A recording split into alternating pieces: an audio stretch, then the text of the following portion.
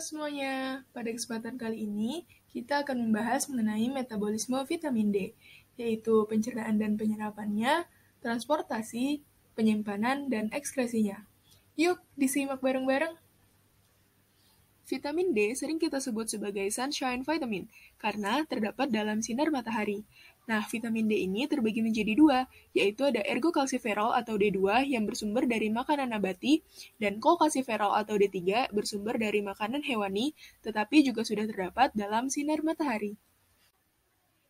Bagaimana pencernaan dan penyerapan vitamin D? Vitamin D berasal dari makanan diserap di usus halus yang berikatan dengan lemak dan membutuhkan garam empedu. Kemudian, akan dibentuk menjadi campuran misel yang terdiri atas asam lemak, monogliserid, garam empedu, dan fosfolipid.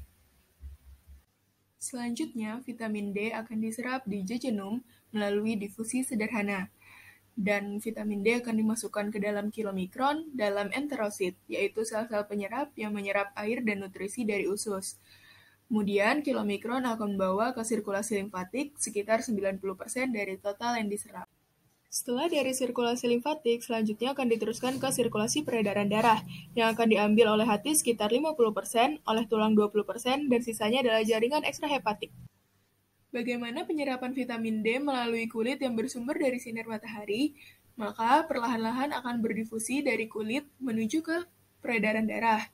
Vitamin D akan berikatan dengan vitamin dibanding protein, kemudian akan didistribusikan ke hati, ke otot, dan ke jaringan adiposa.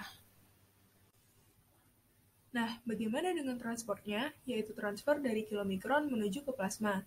Hampir semua vitamin D yang terserap dipertahankan dalam bentuk non-esterifikasi yang berhubungan dengan permukaan kilomikron. Sebagian vitamin D dapat ditransfer dari kilomikron ke protein pengikat yang ada dalam plasma. Sedangkan vitamin D yang tidak ditransfer dalam plasma diambil dengan sisa-sisa kilomikron oleh hati, di mana ia ditransfer ke protein pengikat yang sama dan dilepaskan ke plasma. Setelah vitamin D diserap melalui kulit ataupun makanan, vitamin D akan disimpan dalam sel lemak tubuh. Namun di sini belum dalam bentuk aktif.